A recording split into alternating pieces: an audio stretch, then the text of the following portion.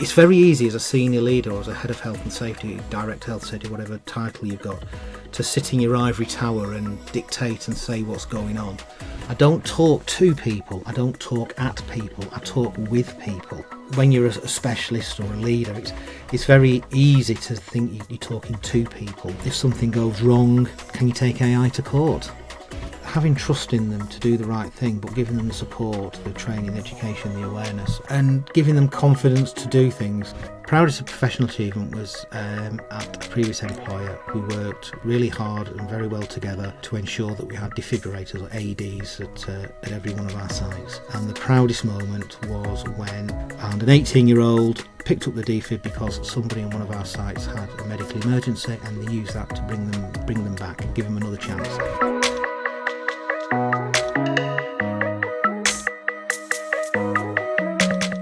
Every leader has a story to tell, and the Safe Leader podcast uncovers the diversity story behind leading figures championing change to make our world a better place. Join me, your host, Mark McBride-Wright, as we hear from business leaders, academics, entrepreneurs, and agents of change as they share their journeys of innovation, resilience, and transformation. Together, we explore how they embrace the principles of safe leadership, sharing, acting, feeling, and empowering to create safer, more inclusive environments for everyone.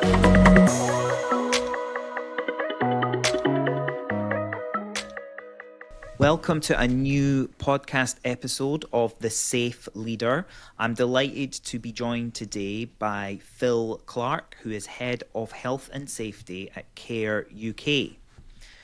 Seeking a new challenge in the Army after 12 years in the Intelligence Corps, Phil fell into the environmental health practitioner role in the Royal Army Medical Corps.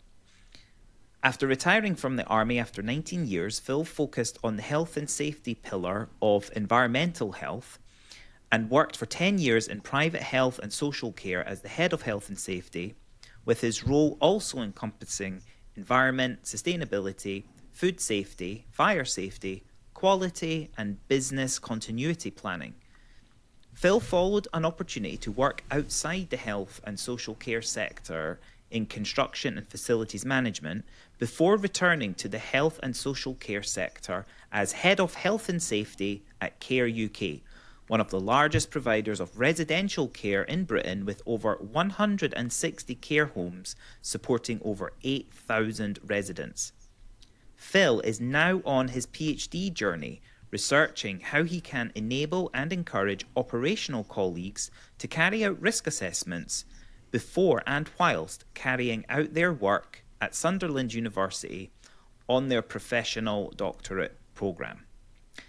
Phil, delighted to have you here today. How are you doing?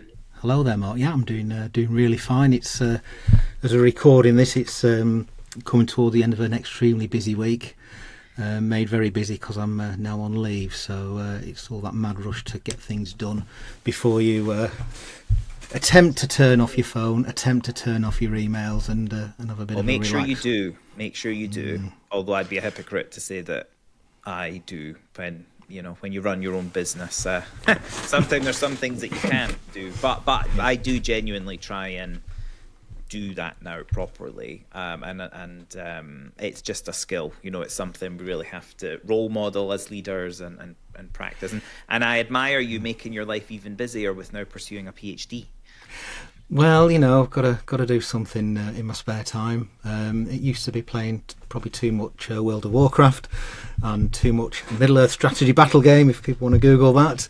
But perhaps I'll still do a bit of that. But a lot of my focus now in my spare time is my research, and it's incredible. I've been on that journey a year now, and almost everything I see in the news or do at work or just observe, I'm thinking, I wonder if I can put that in my PhD. I wonder if I could reference that book, that article, not necessarily learned articles and peer-reviewed articles, but an article I see. I'm going to reveal the the newspapers. I read the Telegraph or the Times or the Guardian as well. I read that too. So you're basically becoming a researcher. So you're going to move into academia at some point. No. I had an opportunity a few years ago to move into academia as a lecturer. But I thought, no, I like the operational aspects of my role far too much. To me, it's trying to balance the two, trying to get that, because I think sometimes it's easy. I'm going to use a bit of a cliche now. Do forgive me. You can scrub it out of the recording, but it's very easy as a senior leader or as a head of health and safety, direct health safety, whatever title you've got, to sit in your ivory tower and dictate and say what's going on. Yeah. And I think that's probably quite an easy trap to fall into in academia. Mm-hmm. I think it's important to marry the two things. So I think the important thing to me is having that academic lens to look at what I'm doing in my professional practice, but also have that operational lens when I'm looking at my academic research. There is a massive scope for purely operational people, for ops people. We couldn't exist in any of our roles and any jobs that you may have done in the past and I've done without good operators. Mm-hmm. And we do need the people who research for the sake of research, not necessarily being able to monetize their research. Yeah. So it's important we get that aspect. But I like to be in that, what I think I'm now in the sweet spot in between the two, between the operational, pragmatic side and that academic side. But I'm still going on that journey. It's part-time. People take 5 to 6 years to do it. I've only done 1 year, so we'll see. Well, see, but I don't want to move in. I love where I work, so I'm really happy. I know what you mean. I was on a call even this morning actually with talking to an academic, and they had moved back to the university that they worked at, that they're now working at, from having been in industry, and we shared together some perspectives of, if you just stay in academia and you haven't done any time out in industry. I think it's really, really valuable if you have spent some time to then come back to the academic setting, because you've then got context of the work environments that the students that you're teaching, where the majority of them are going to then end up be.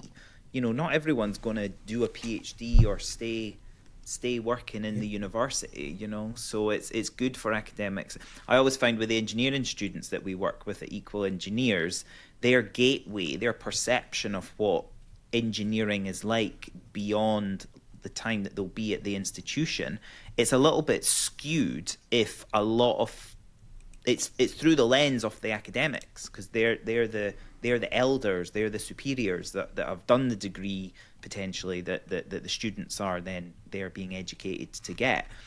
And so if you've got a composition of your academic team that don't have that, then that's where there's a bit of a disconnect. So you've got a wealth of experience in health, safety and environmental management across multiple sectors. If we just wind back a bit, then what first drew you to a career in this space?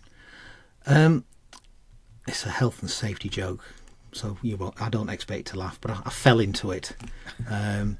I'd spent about thank you for laughing, I appreciate that. I spent 12 years in the intelligence corps, and mostly on the intelligence side of things. In the intelligence corps, there's intelligence and security, the two aspects of that. And while it's interesting, it's not something I felt I wanted to do for the rest of my life. It's not a path I wanted to follow. And so I thought, right, I need to do something in the army.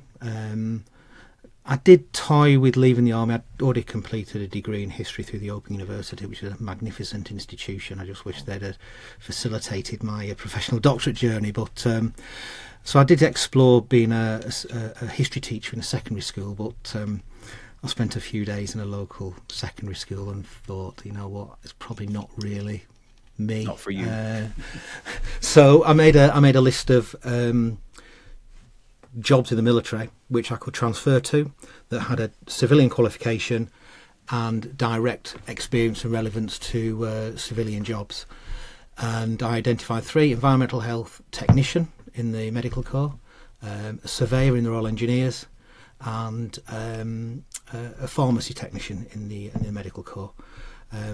Many years ago, before I joined the army, I was an engineer, but it was a shop floor engineer. I suppose I was a semi-skilled sheet metal worker, so got a bit of metal bashing, a bit of welding, and things like that, which I quite enjoyed, to be perfectly honest. They're highly sought after skills now. Yeah, but it's been quite a few.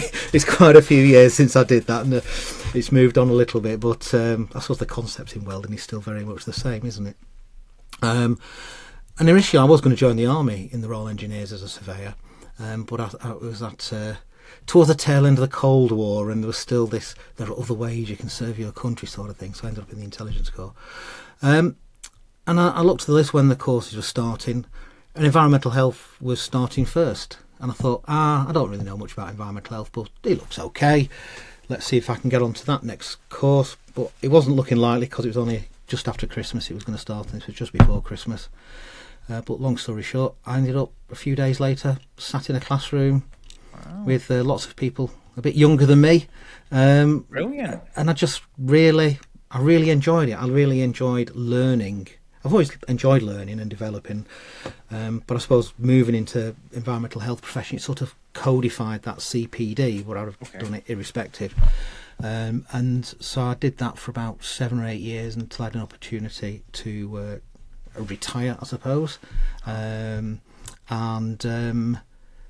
ended up in the health and safety side of it. So environmental health got 5 pillars: health and safety, food safety, environmental protection, disease control or public health, and housing.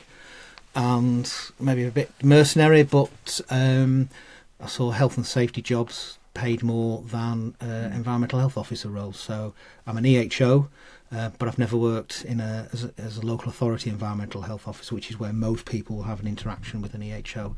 Many people look at it from the food safety side or the environmental protection side. Can you just talk to us a little bit about that transition then out of serving and then moving into civil life?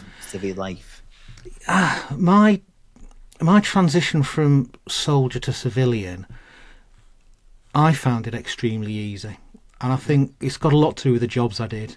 In the Intelligence Corps, it's very, very small units, very highly specialist. The jobs I was doing, particularly for the last 6 or 7 years, the vetting that I had was the highest that the UK had to offer at the time. Right. So there was very few of us, and so I wasn't really involved in what people might see as the regimental system that you might see marching up and down, and I was, combat service support or combat support, whatever the phrase they use these days. So I wasn't a soldier. Yeah. On the battlefield, I was there supporting the soldiers, supporting the leaders. Mm-hmm. And then when I transferred environmental health, again, very similar. There was only 76 or 72 of us in the military. Okay. So again, really small trade, operating really small teams. Half the time you're wearing your civic clothes anyway. My last 4 or 5 years, I lived in my own house. So I got you. I didn't have that issue that many soldiers do have, in that they're very regimented. Yes. They're used to living within the system. Yeah. And many people, unfortunately, do find it quite difficult, that transition. But when you've so been far from, brought up from a young age as well, sometimes trained up, and in order to be able to operate in such environments that you may be sent to, you kind of have to be malleable to then have that mindset, and then when time has then been served and then you're exiting from that system, that's where the challenges then come in, transitioning in. I mean, even the language is different, being in a hierarchical. I can always tell when you get an email from someone if they've served or if they're very recently out, because there's a very fixed way of thinking, of structuring things. And I always, when I set up Equal Engineers and we were looking at different diversity groups and different sources where there may be talent potential to then bring into an industry that needs it. I remember when I first sort of discovered veterans and being made aware of the fact that some have challenges transitioning into civilian life. I found it surprising that some employers would, like, why they wouldn't be snapped up, because, you know, that commitment, that dedication, that focus, the trust, you know, I think there's much more we could do in that space. Yeah, I suppose I'm possibly a bit of an unlikely soldier, with perhaps more likely to be vocal about my opinions, but I'm not a big fan of this veteranhood.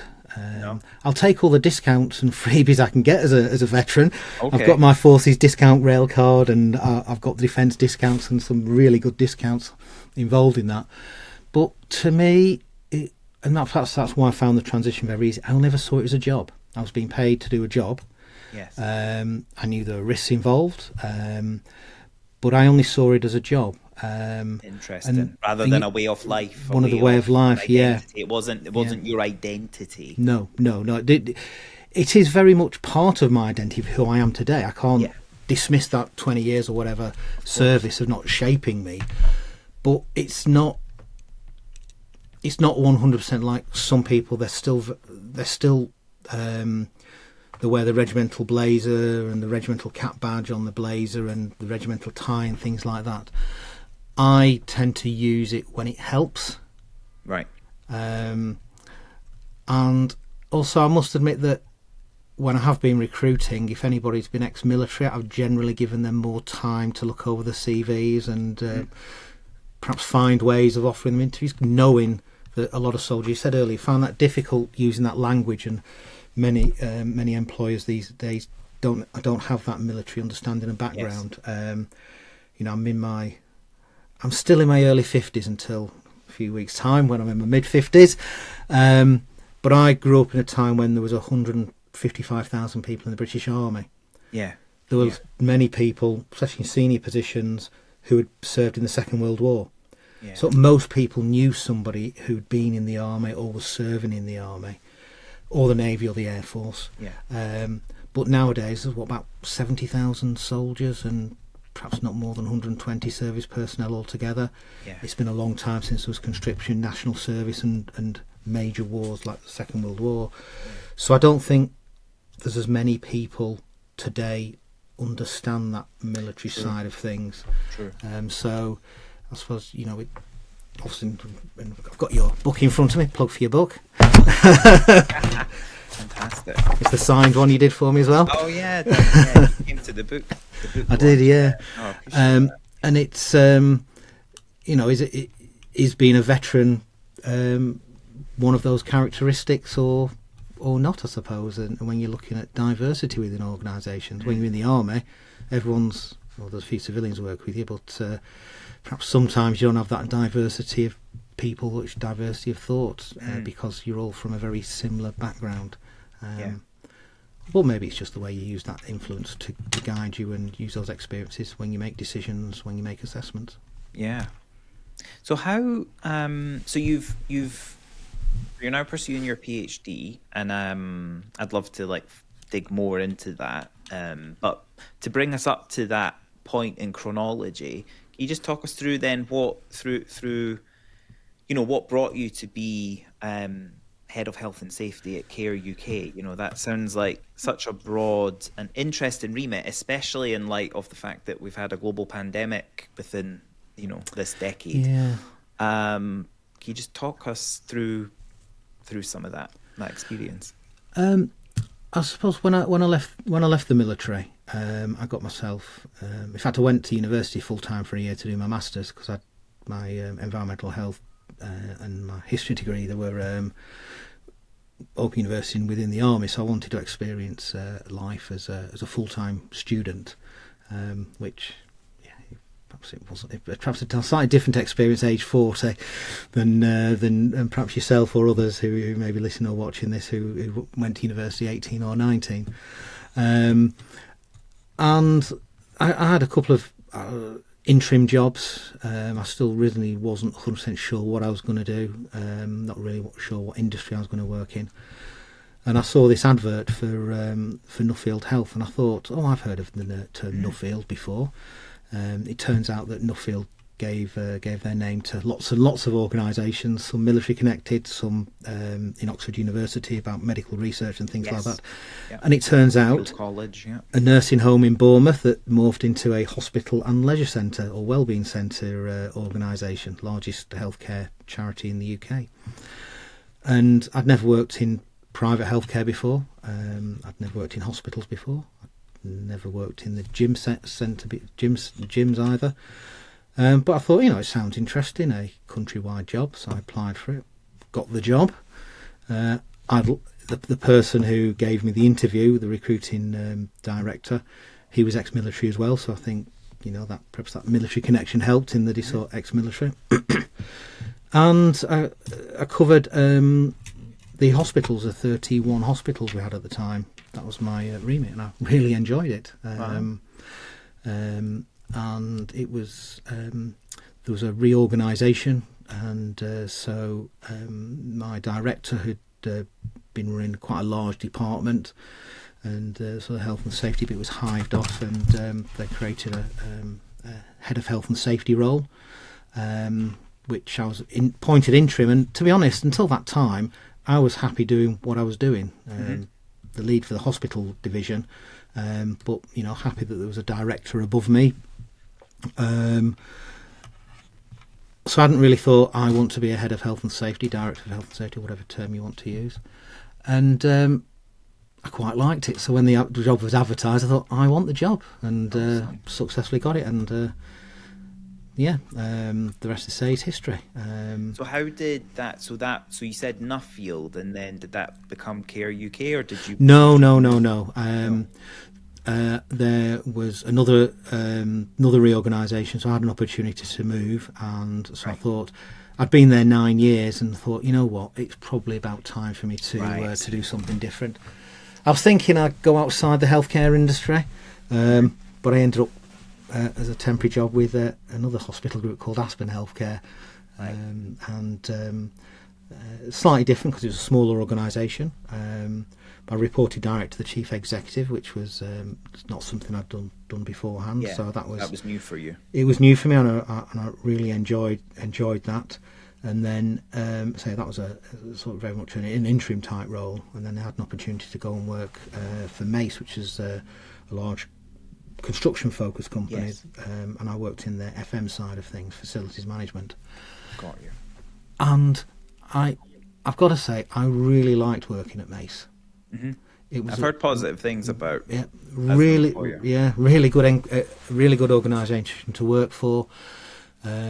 Maybe because the people who set it up were still involved in the ownership and the running of it. Maybe that's why. So they maybe had a more long-term outlook. I don't know. I'm just guessing. I really, really enjoyed it. The people I worked with, over 20 odd different countries, and looking at different jurisdictions and how safety is in other places. However, I thought, being head of health and safety in the healthcare, I'm not going to become head of health and safety in a big construction company. So that's why I was at associate director level. And you know what? I realised I miss being the head of health and safety. Right. I miss being the decision maker. I miss making those decisions.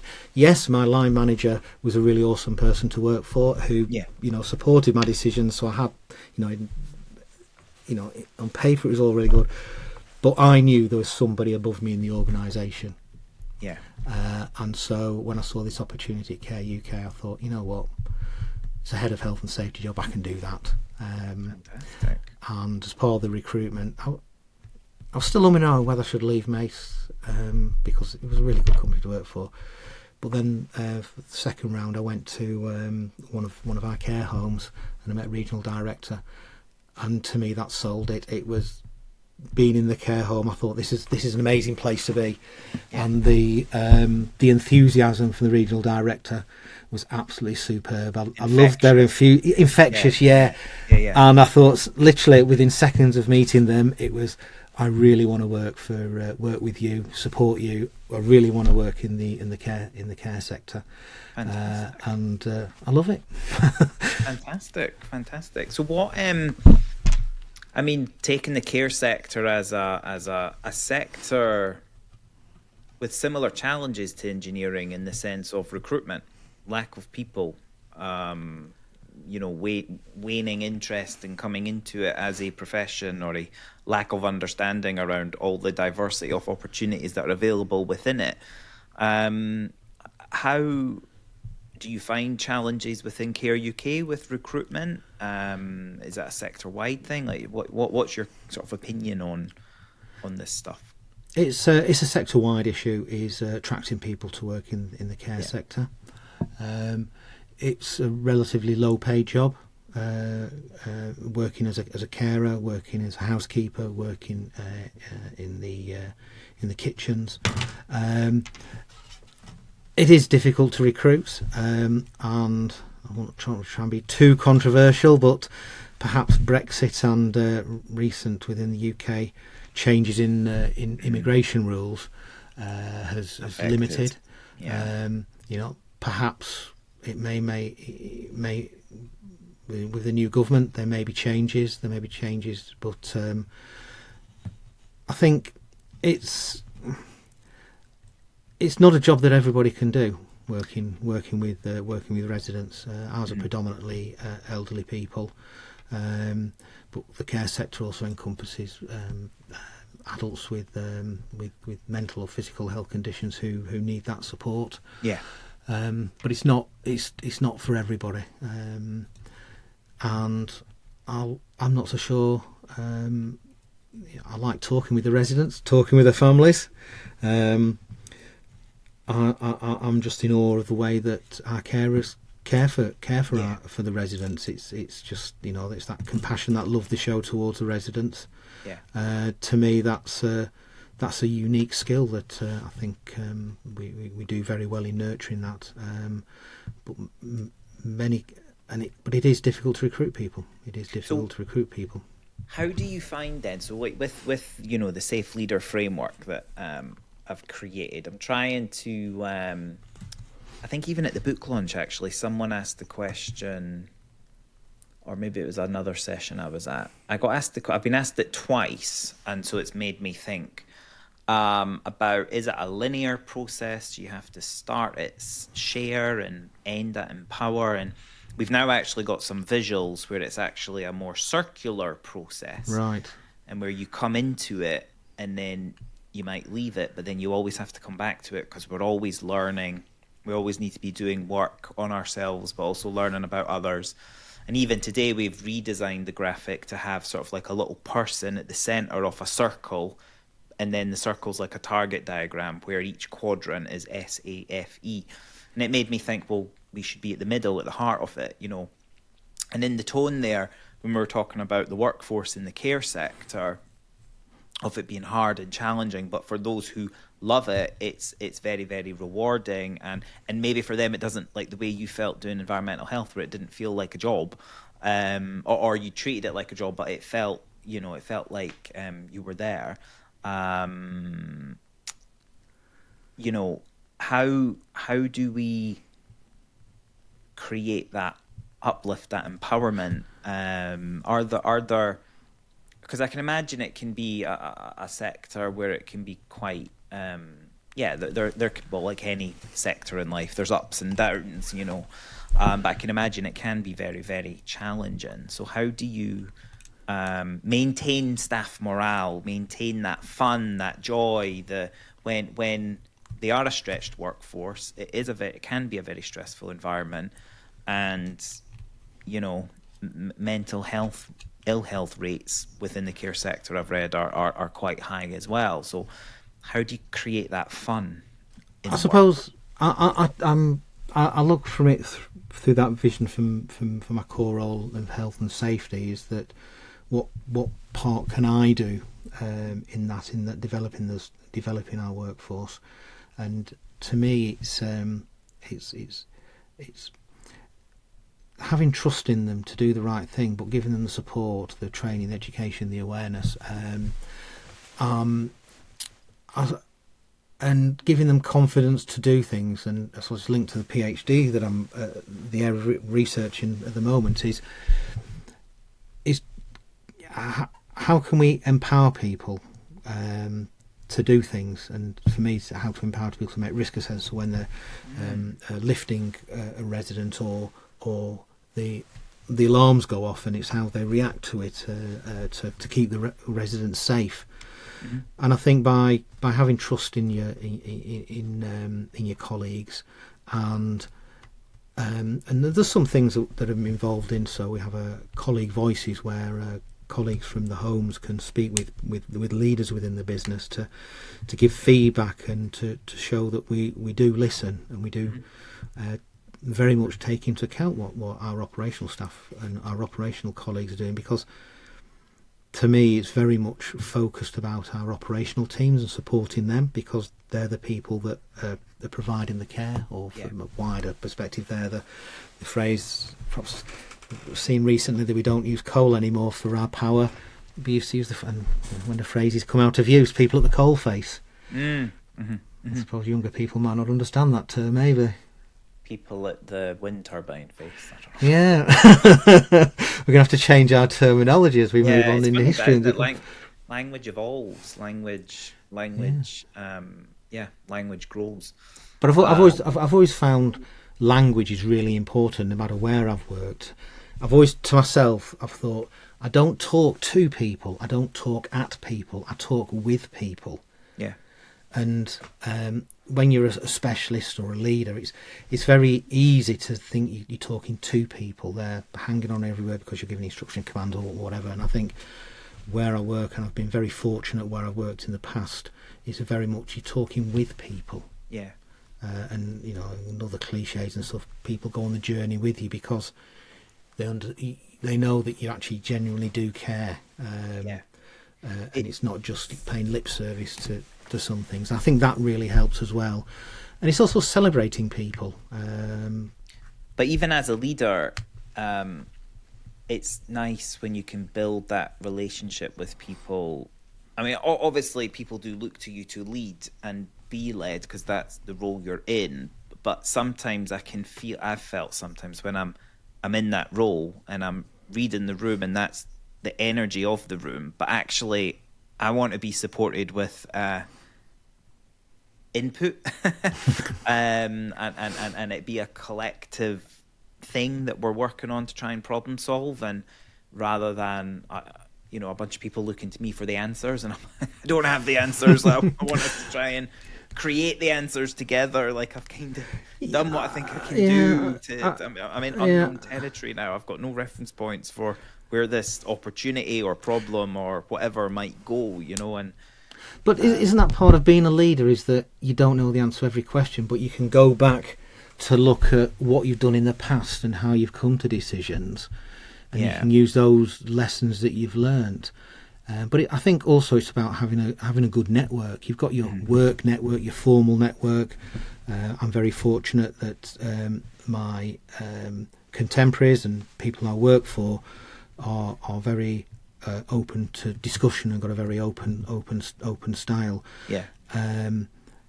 But it's also the informal networks you build up within a workplace as well. And I'm very much, and I was taught this as I was progressing from a safety and standards assurance manager to a head of health and safety, is that yes, you've got your formal structures in place in your work, but as a leader, it's important to have informal structures in place as well. So yes. I was taught this concept of having a work friend.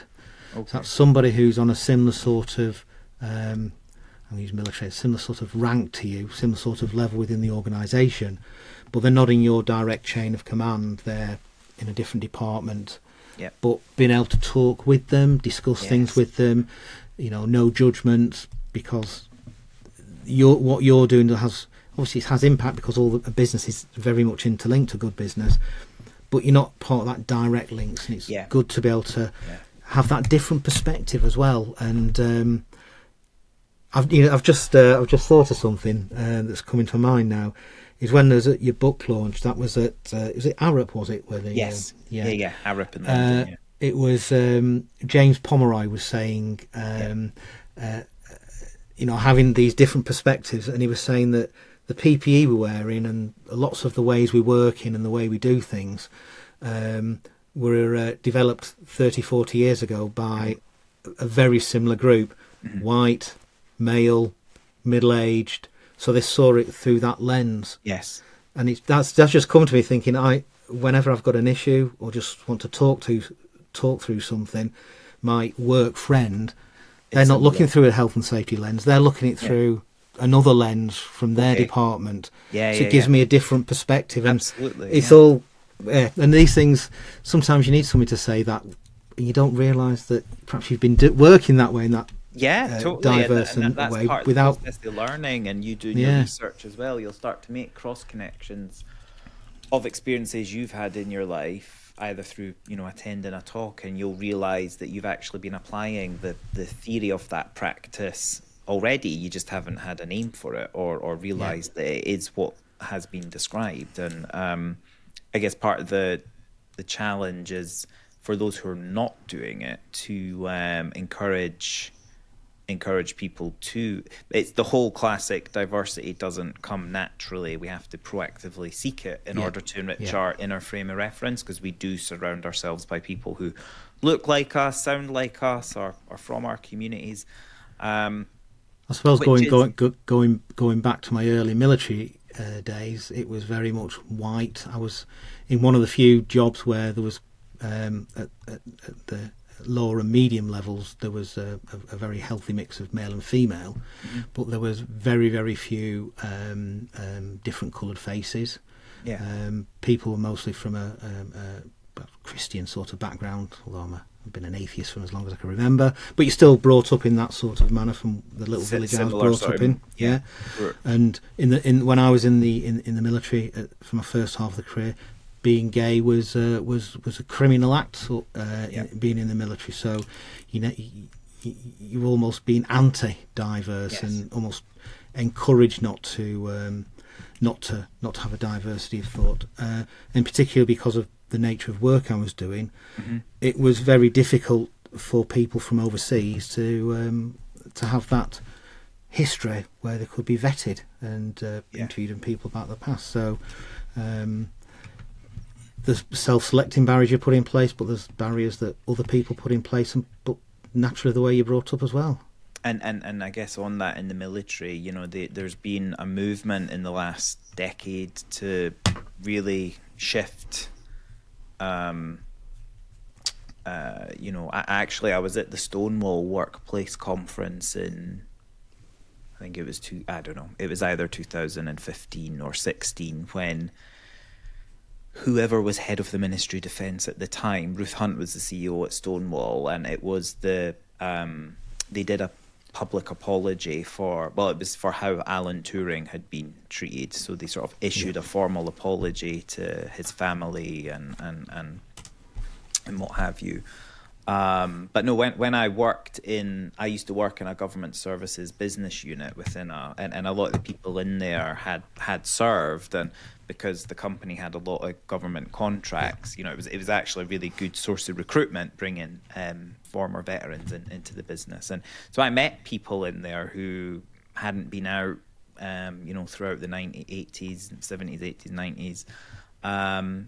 In fact, wasn't it this year that it was a landmark anniversary since the 25 years maybe? Yeah, something 25 like that. years when you were it got challenged in the court. And it's in the European Court. So I remember not long before the announcement, there was all these reminders came out that it's been homosexuals incompatible with service life, and then luckily, the powers that be in the military, they embraced the decision very, very quickly. So it shows you how much that's fed into the psyche of the country, because I was growing up knowing that in that decade, in the 90s, knowing that I was different, but not knowing what it was, and I remember looking back on it now, like quite homophobic stuff in the papers, on billboards, and everything. And I only now look back on it, doing the work that I do now, understanding the historical context of what was happening at the time. Section 28 being repealed, the new Labour government coming in, and a wave of equalities legislation then coming forward in the next decade. And for me, I met Sam, my now husband, when I was 17, at uni in 2005, and that was I remember being at Imperial. I don't know what game we're playing, like a drinking game, you know. But we had the TV on for some reason, and BBC News came up with Cherie Blair celebrating a reception at 10 Downing Street for the Civil Partnership Act 2005, and I was like, wow. I was so disconnected to what was happening in terms of equality, progress, social justice movements, completely ignorant to what I'd obviously was going through. So much so that even a year prior to that, when I was at school in my final year and I was studying French, I remember learning about this Lupax, it's called in France, and it's essentially an arrangement that they had where if you were a couple, you could get some sort of recognition or some sort of legal protection status. Now, I remember thinking, well, I'm going to have to move away from the United Kingdom if I ever want that sort of protection. But then, since then, things have just gradually. I appreciate recently there's been things have gone backwards, but for a good 2005 to 2015, there was a good run of 10 years of just lots of progress on LGBT at least progress, you know, and yeah, I don't know, maybe I'm getting older now as well, so social justice movements go round in circles, don't they? They do, but we've got something in common. We've got something in common, Mark. I met my spouse at university as well. Open University Summer School. My now wife of many years was met at university. Yeah, fabulous. People meet on apps these days, don't they? They do. I saw a little data visualization graphic on LinkedIn, and it was saying about it showed you where people met in the it went back to like 1920s. I think I've did you see it? Yeah, it was a timeline that went really fast, and then online appeared in the 90s. I think it came up. Maybe it was later than that, and then it went up to, I don't know, something like 60% of all people meet online. But it shows how much we've progressed, and you think I lived through that time when you're going back to we talked about earlier about homosexuality being incompatible with service life. Now it's not considered an issue whatsoever, as far as I'm aware. But that was only 25 years ago. That's only one generation, and you look at, there's been so much change, and I think, looking at my profession now, we're on the cusp of another big change as AI is coming into place. True. I'm going to be, hopefully, living through another major change, and another 25 years time, hopefully. That's fascinating. Looking back, I'm thinking, crikey, when the Cold War was still in existence when I was at school. That's probably a bit older than you. And you just think, but hang on, it's a bit circular. We talked about things going round in loops, but there's perhaps another Cold War at the moment, but that's another issue, isn't it? Oh, yeah, I hope not. Yeah, but it just, looking back, there's so much has changed. But another important anniversary, because I love safety, so I'm going to bring everything back to health and safety. It's the 40th anniversary of the enactment of the Health, Safety, Work, etc. Act 1974. Such a good point. Yes, 1974. 50. 50, I can't count. Yeah. And I've got a grade A at my maths O level. Health and safety executive been doing anything to celebrate, or? I think there's a few bits and bobs, but it was an act that came in 74, and the first, to be honest, the first chapter I read in your book is your chapter on the history of health and safety. Yeah. So the various factory acts and stuff. That shows what I look at first. And all that, 10-hour movement. 10-hour movements, and all the trade unions and their influence on that. But it came in slowly over 2 or 3 years. It didn't all suddenly start in 1974. It was 75 and 76. Various bits and bobs came in. No, it seems to have stood the test of time. It's still very much. Where do you think we'll be going then in this future? What are the challenges and opportunities for health and safety professionals and for the profession in general? How do you think the profession's going to evolve, health and safety? I was actually looking at this, and I've got a few points. Maybe is that there's the perception that here in Britain we're very much moving. We've moved away from being a manufacturing country. We're very much a service-based economy. However, we're still, I think, the 6th or 7th largest manufacturing country in the world. Wow. Which surprised me, but we still have a lot of manufacturing here in Britain. So we still have those hazards that people have got to face, and ultimately people have to be protected, work with mitigations put in place to keep people safe. And to me, it's still all going to boil down to, this is seamless, bringing it back to my research, bringing it back to the risk assessment. Mm-hmm.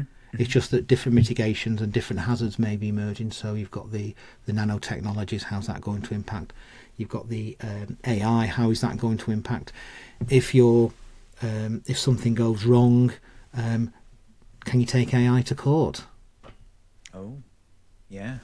I don't know. Wow. Yeah, will there be virtual court cases in the future? Or the computers, or remember we still just part of the matrix anyway, so it doesn't really matter. Just get reset every now and then. Yeah. That's fascinating. And there's always developments coming on. So the increase in robotics, so you can, when you're looking at health and safety, you have that hierarchy of controls, and the first one is, can you eliminate the hazard? We've done a lot of that, so we've got less hazardous paint, for example, less hazardous processes. So that's you've almost eliminated that. But can you put in engineering controls? Let the robots, let the machines do the job. You're protected against it. You're barried. You've got your barriers between the hazardous, the sharp point, pointy bit, making the product. And I think if you look at the way our society is developed, there's a fear that the robots and AI is going to take over everybody's jobs, and you shouldn't just stand on your laurels and think it's always going to be the same. But society does seem to develop to the new technologies, the new ways of working, new jobs coming up. So there's always going to be that. So it's just, how can we as safety professionals be flexible and adapt to that? I work in an industry where it's person-centred care, so you're always going to need people to provide that care. And the population is ageing, so perhaps that's a growth sector in the future for people to jobs in this. How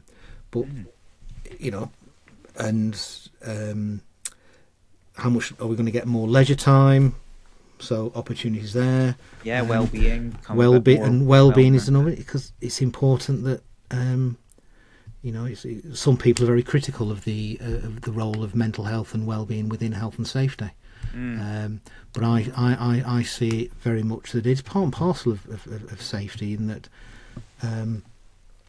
if someone's tired or distracted, whether it be because they've got stresses at work, stresses at home, stresses in society, what's happening in the news, and then they're having to make decisions, and because they're distracted, because they've got poor well-being, poor mental health, that results in a safety incident. So I remember being at a conference last year and this being a topic of conversation, and I was like, what is this even a thing? People are questioning the placing these two aspects together. I'm like, it's amazing the amount of things in life sometimes that energy gets wasted on, like considering if that should be a thing. Like, to me, that's obvious. It should be a thing, and therefore we should focus on how best to support the double focus and aligning the two, But perhaps it goes back to language, and language, to me, as I said earlier, is really important. The language you use, it's to make people feel inclusive and to not put any barriers in the way. And whether it's, I suppose, public things like in cricket, they're no longer called batsmen and batswomen, they're just called batters. No issues with that, but it makes things more inclusive. But it's the language you use and the terminology we use. And I've just realised I've forgotten the point I was going to make before I used that example. So, right, it'll come. Well, maybe you'll come back to it. How about we do some of the quick fire questions? Okay. Right. What's the best piece of advice you've ever received? Best piece of advice I've ever received. I suppose from a professional perspective is find a work friend. What's your proudest professional achievement? My proudest professional achievement was at a previous employer. Myself and a colleague, we worked really hard and very well together to ensure that we had defibrillators or AEDs at every one of our sites. And the proudest moment was when a 18-year-old person, we developed the training as well to go with it, to give them support and awareness and confidence to use the defibs. And an 18-year-old picked up the defib because somebody in one of our sites had a medical emergency, and they used that to bring them back and give them another chance. And to me, I was mid-40s, thought I'd been there and done it, and I was just so in awe of that person who, without thinking, just got the defib, did the CPR, did the compressions, put the defib on, and then it did its job. And to me, that to me is the... Yeah, that's a great one. That is, to me, anyway, yeah. My town had a heart start program because we were 20 minutes away from Edinburgh, and for every minute that passes that you don't receive CPR if you need it, you have a 10% less likely chance of survival. So basically, people who had heart attacks in Pennycook didn't stand a chance, because it takes a good 20 odd minutes at best times to get an ambulance from Edinburgh to Pennycook. So the local community heart start program, I think there are many more defibrillators now, but we had one in the community, and we had a community first responders that were trained on how to use it, and it saved quite a few lives. So for organizations to then think, let's have that in our sites, that's a really good achievement. What's one skill then that you think every health and safety professional should have? Listen. Tea or coffee? Tea, of course. Earl Grey with oat milk. Oh, right. Not for me. What's your go-to productivity hack? I have just started using with my studies, and I've got my little timer here. I forget what it's called, but you study for 25 minutes, then you have a 5-minute break, and it's on your little alarm thing. That's it. Yes, tomato or something. Yeah. It works for me. I found it works for me after all these years of trying various different techniques. That one works. If you could have dinner with any health and safety expert, past or present, who would it be?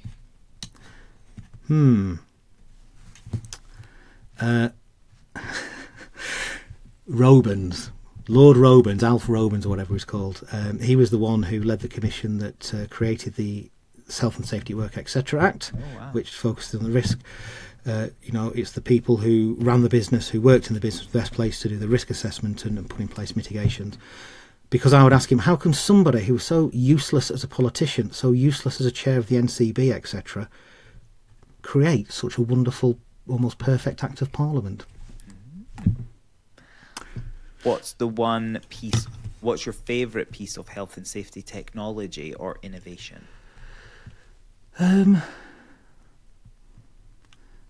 don't know. I love technology, and I've had computers as far as I can remember, and I remember the dial-up days that most people don't remember. The 600 boards per second speeds, but still the best innovation are your eyes and your ears.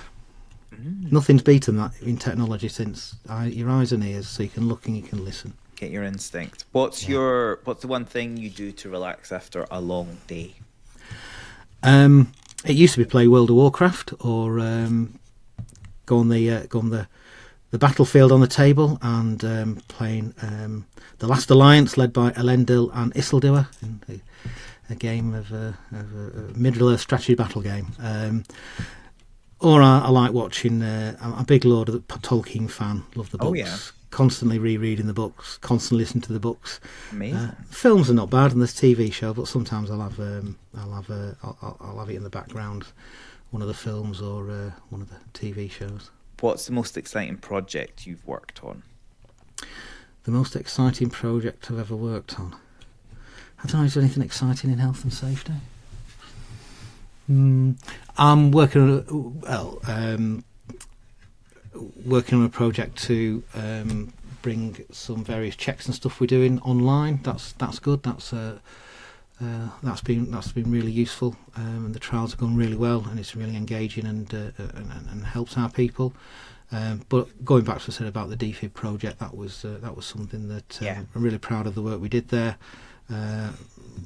Really proud of the case we put forward and the complete buy-in from the leadership of the organisation, and that was good as well. What's the one piece of advice you'd give your younger self? Just crack on and do what you did.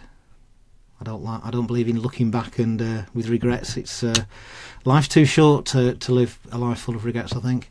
Yeah, I totally agree with that. Well, thank you very much for your time today. Really enjoyed the chat. If people want to get in touch with you, find out a bit more about your research and the areas that you've spoken about on here, how do people do that? How do they get in touch? If you want to get in touch, and I'd be really happy for not just fellow health and safety professionals or environmental health officers, but anybody who wants to continue the studies as a mature student. I thoroughly recommend doing the professional doctorate programme that I'm on. A number of universities here in Britain offer that route. More than happy to chat with anybody about that. I'm only in my first year of it. I'm thoroughly loving it and looking forward to the next 2, 3, 4, 5, or however many years it takes me to complete the research. And find me on LinkedIn, Phil Clarke, search that, and if you're looking at towns based in Manchester and the head of health and safety at Care UK, you should be able to find me quite easily. Fabulous. Well, thank you very much, Phil. Thank you very much for your time, and I will look forward to getting this out so all our listeners can listen to it. No, I've really enjoyed the chat, Mark. Thank you very much. And it's good to catch up with you again after the book launch. I did plan to try to reread it before this conversation, but that's all World right. of Warcraft had a greater catch in your book. The audiobook might be out soon, so you could always listen to that. I've still got some bits I need to do on it, but yeah, that'll be out. So yeah, you can.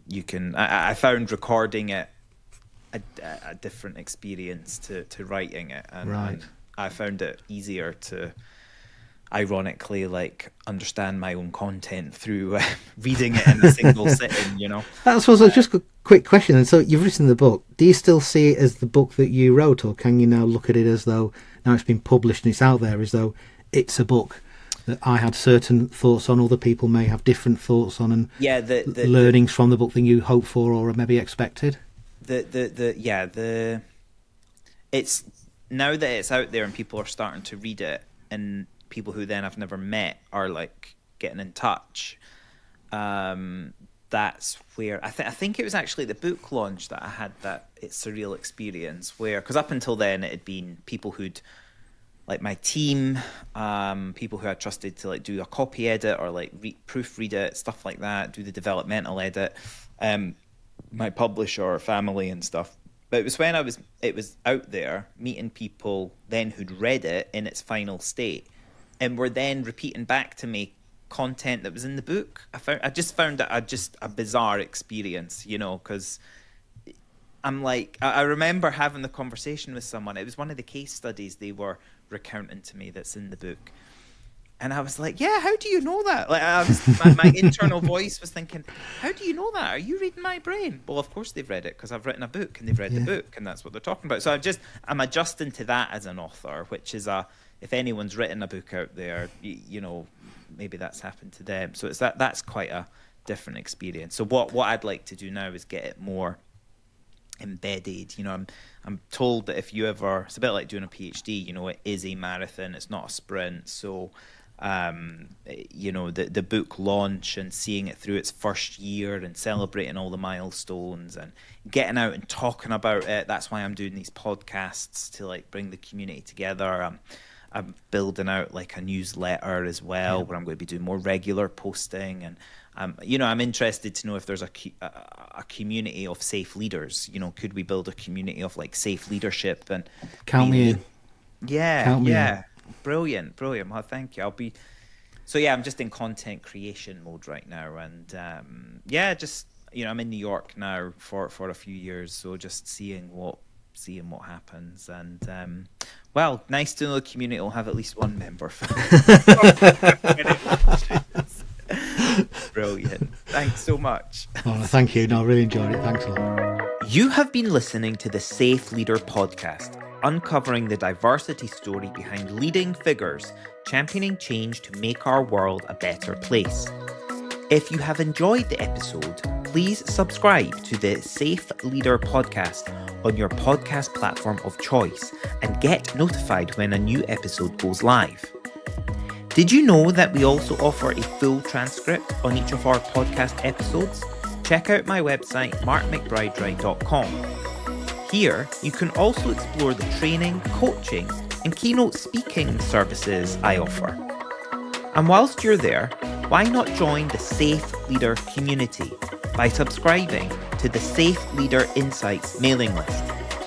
Thank you for listening, and please come back and join us on a future episode.